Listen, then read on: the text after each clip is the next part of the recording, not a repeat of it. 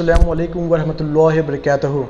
My name is Muhammad Ahmed Raza and today we are going to discuss about Kashmir, the heaven of India. Is it still the largest prison of world? Nearly 1.25 crores people of Kashmir are under lockdown since 5th August 2019 and it's been 10th month now.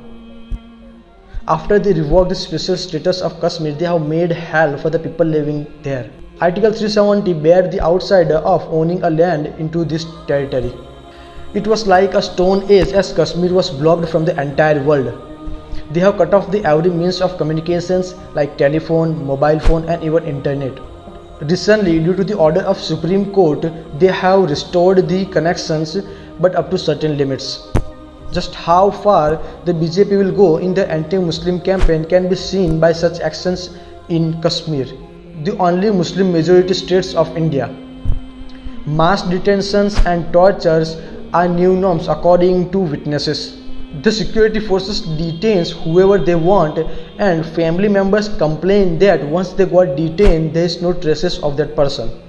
There are several hundreds of rape victims allegedly by Indian security force and cases of dozens of extrajudicial killing.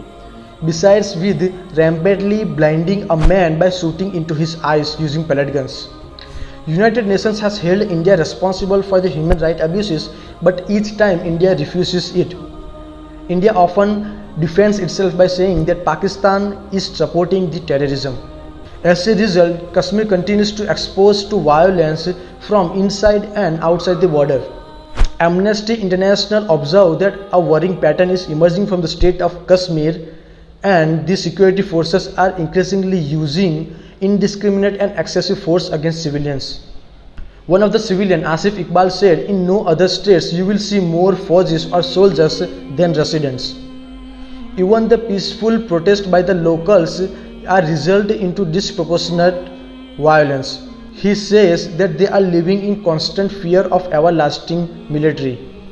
Kashmir is now the most militarized zone in the world. In Jammu and Kashmir, the local journalists said that they are facing certain challenges while reporting on the ground. They said it's like walking on the edge of sharp sword. Journalist says that they are quick to label as working against nation's interest and often harassed if their articles sympathize the resisting people. It's a conflict that has widowed women's young radicalized minds and killed children due to the crossfire between force and protesters and blind youth due to the use of pellet guns. Cross-border terrorism has taken numerous lives of youth of that area. Iqbal, one of the civilians, said people just want their rights. Even for the peaceful protest, tear gas and pellet guns are used, whereas in other states for the protester only lathis or sticks are used. He said that we are afraid to go out alone after 8:30 p.m. to 9:30 p.m. because of fear of being detained by the police force. What type of democracy are we living where voice of millions are suppressed and one who tried to raise his voice is labeled as anti-national?